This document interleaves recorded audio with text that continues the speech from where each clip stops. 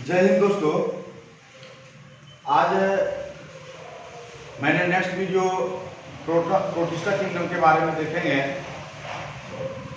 तो कल मैंने प्रोटिस्टा किंगडम के बारे में चर्चा किया था, जिसमें बताए थे आप लोगों को कि प्रोटिस्टा किंगडम के अंतर्गत प्रोटोजोआ के बारे में अध्ययन करते हैं। प्रोटोजोआ के अंतर्गत हम लोग कल अमीबा, प्लाज्मोडियम, यूग्लिना और पारामीशियम के देखे थे। दोस्तों, हम लोग आज देखेंगे कि प्रोटोजोआ से होने वाले कौन कौन सा रोग है जो प्रोटोजोआ के कारण से होता है, और हम लोग एक एक करके चर्चा करेंगे। तो आप लोगों के सामने एक ट्रिक है, जो ट्रिक को मैं बता रहा हूं, उस ट्रिक के माध्यम से सबसे पहले हम लोग याद रखेंगे कि कौन सा रोग प्रोटोजोआ के कारण से होता है। तो प्लीज एक मिनट। तो हम लोग देखेंगे आगे। सबसे पहले लिखेंगे प्रोटोजोआ के कारण से होने वाला रोग।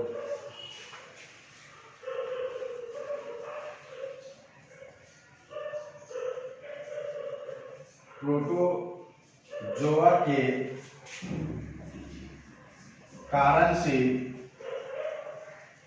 होने वाला रोग, ठीक है।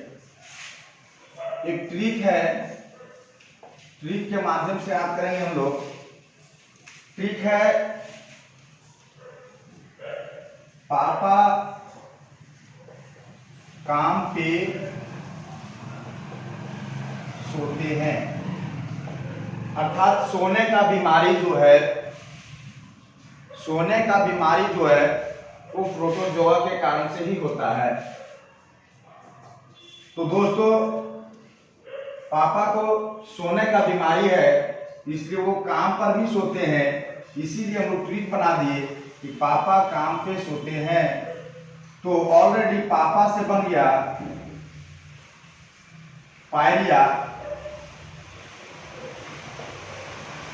काम से बन गया, का से बन गया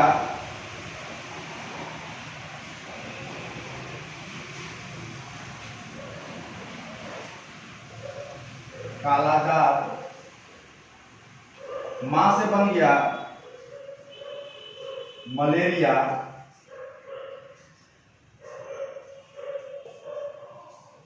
और सोते से बन गया सोने का बीमारी।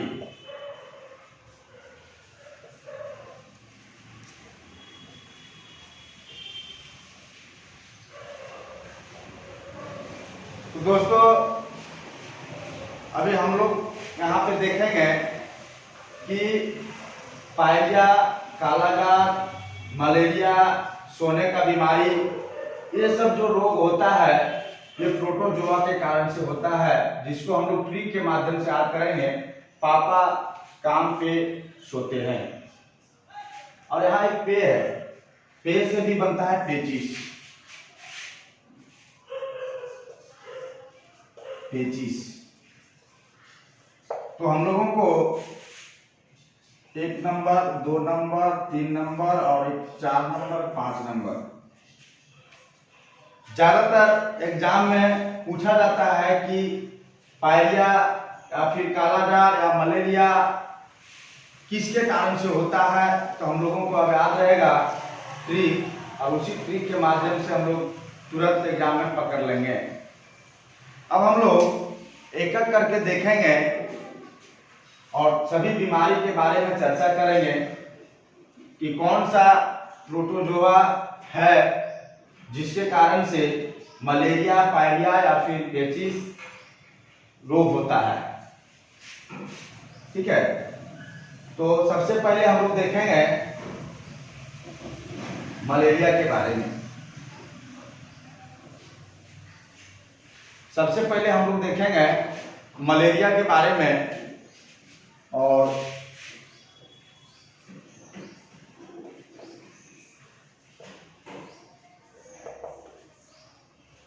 दोस्तों,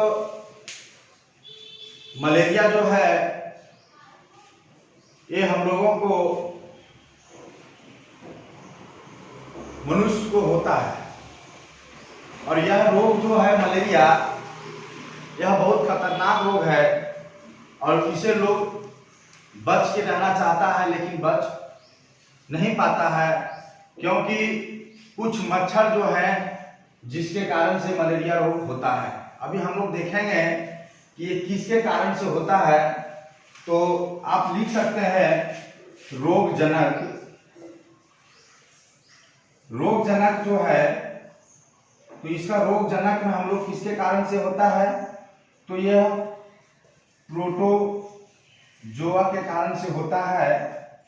और कौन सा प्रोटोजोआ है, तो यह है प्लाज्मोडियम।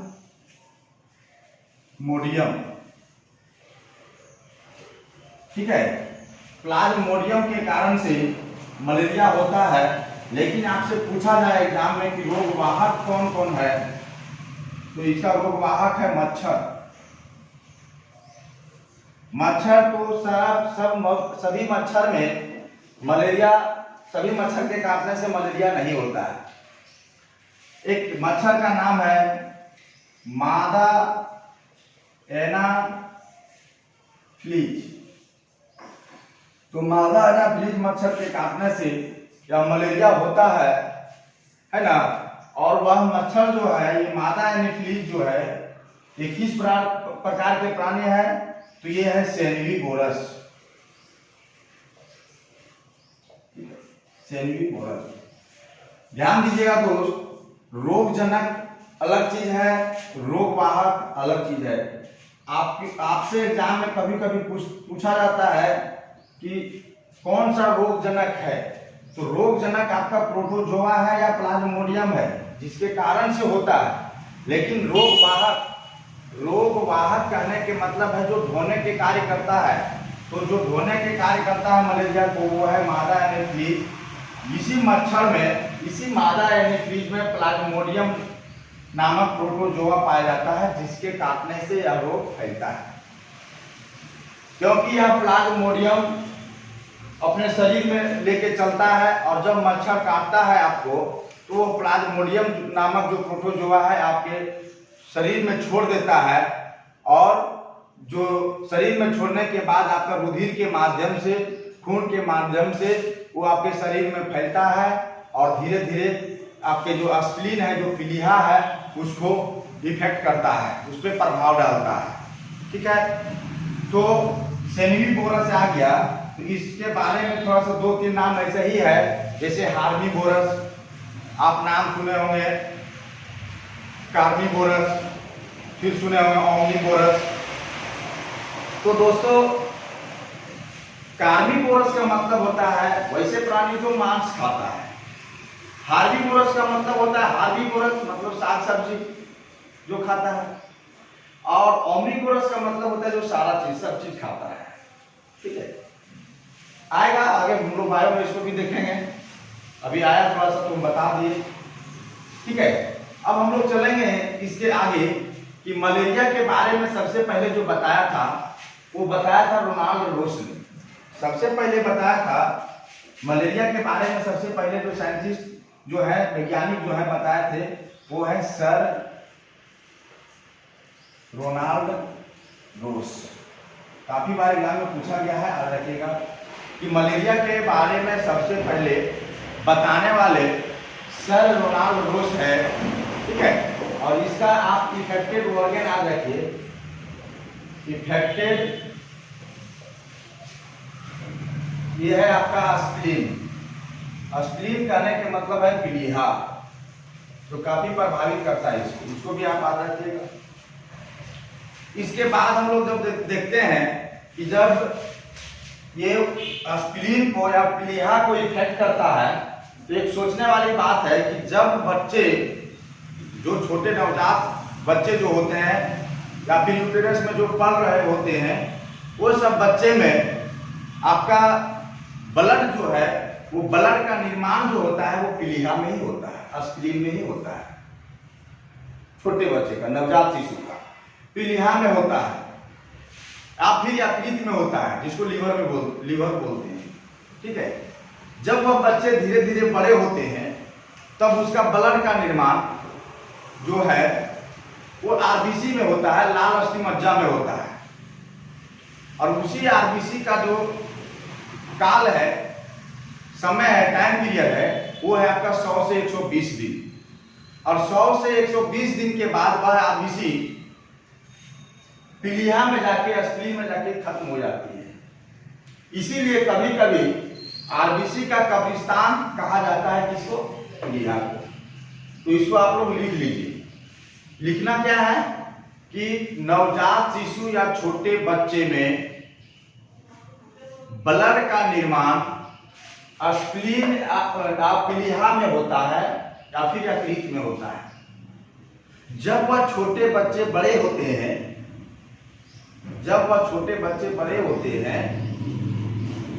तो आरबीसी जो है, तो ब्लड का निर्माण उसका कहाँ हो रहा है? लाल अस्थि मज्जा में। और वह आरबीसी का जो जीवन काल है वह 100 से 120 दिन है, जो अंतिम रूप से पीलिया या स्प्लीन में जाके खत्म होता है। क्लियर है? इसके बाद आपसे पूछा जाए कि सर मलेरिया को कंट्रोल कैसे करते हैं? तो मलेरिया को कंट्रोल करने के लिए हम लोग क्लोरोक्विन या फिर सिनकोना नामक एक वृक्ष है जिसके छाल से बनाया जाता है कुनैन। और कुनैन क्या है? एक प्रकार के औषधि है। सिनकोना का वृक्ष के छाल से बनाया जाता है कुनैन, या फिर क्लोरोक्विन नामक औषधि दिया जाता है, जिसके कारण से आपका मलेरिया ठीक होता है। आप इसको राइट डाउन करते जाएं, क्योंकि कुनैन का छाल जो है बहुत बार एग्जाम में पूछा गया है कि मलेरिया के उपचार के लिए किस वृक्ष के छाल दिया जाता है? तो सिनकोना वृक्ष का छाल दिया जाता है, जो कुनैन नामक औषधि के नाम से जाना जाता है। अब है इसके आगे कि सर मलेरिया नहीं फैले, इसके लिए हम लोगों को क्या करना चाहिए? तो दोस्तों आप लोगों को याद होना चाहिए कि जो जहां पे पानी जमता है अगल बगल के घर के आसपास, उसको साफ सुथरा रखिए। आप कोशिश कीजिए कि पानी ज्यादा देर तक जमे नहीं रहे, क्योंकि जो मच्छर होते हैं, मादा एनीफिलीज जो होते हैं, वो जाकर के अपना लार्वा वहां पे छोड़ते हैं, जिसके कारण से बहुत सारे मच्छर उसे पनपते हैं। तो उस लार्वा को खत्म करने के लिए आप देखे होंगे कि एक मछली है, उस मछली का नाम है गंबोसिया। तो गंबोसिया नामक मछली को छोड़ा जाता है तालाब में, ताकि अगर कोई मादा एनीफिलीज नामक मच्छर आकर के उसमें आप अपना लार्वा छोड़े तो उस लार्वा को क्या करेगा? खा जाएगा, खत्म कर देगा, जिसके कारण से और सारा मच्छर नहीं फैल सकता है। या फिर आप एक काम कर सकते हैं कि अपने घर के अगल बगल में जो भी, जहां पर भी गड्ढे में पानी जमता है, पानी को निकाल दें। निकालने की संभावनाएं नहीं है, नहीं निकाल सकते हैं, तो आप उस पर कुछ ऑयल या पेट्रोलियम तेल वगैरह वगैरह उस पर छिड़काव कर सकते हैं, जिसके कारण से जो मच्छर वहां पे, मादा एनीफिलीज नामक मच्छर जो है, जो लार्वा छोड़ते हैं, वो लार्वा खत्म हो जाएगा और फिर आप मलेरिया से बचने का सही उपाय यही सब है। दोस्तों हम लोग एक एक करके चर्चा करेंगे। अगर आपको किसी को लिखने का मन है तो आप आराम से वीडियो पॉज करके लिख सकते हैं। ठीक है, अभी तक जो जो मैंने बताया है बस उसका एक बार रिवीजन करवा देते हैं।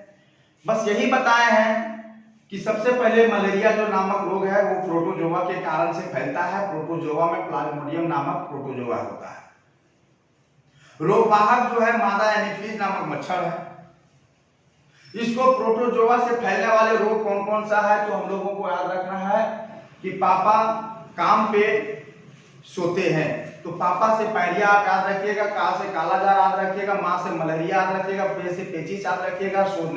सोते हैं मतलब सोने का बीमारी जो है वो प्रोटोजोआ के कारण से ही होता है। उसके बाद मैंने मलेरिया के बारे में बताया कि मलेरिया जो है प्लाज्मोडियम नामक प्रोटोजोआ के कारण से फैलता है। मलेरिया जो है वो मादा एनीफिलीज के काटने से फैलता है। मलेरिया के बारे में सबसे पहले जो बताया था वो बताए थे सर रोनाल्ड रोस ने। उसके बाद मैंने बताया कि मलेरिया का जो इन्फेक्टेड ऑर्गन है वो आपका स्प्लीन है, जिसको पीलिया कहते हैं। जो नवजात शिशु होते हैं उसमें ब्लड का निर्माण पीलिया में ही होता है,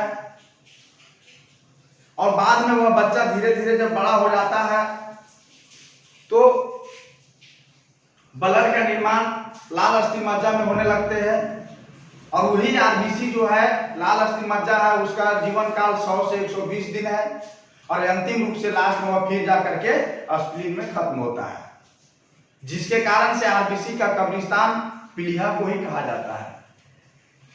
उसके बाद हमने बताया कि मलेरिया को कंट्रोल कैसे करना है। तो मलेरिया को कंट्रोल करने के लिए क्लोरोक्विन या फिर सिंकोना नामक बीज के छाल, जिसको कुनैन कहते हैं, ये काफी महत्वपूर्ण औषधि है, जिसके कारण से हम लोग मलेरिया को खत्म कर सकते हैं।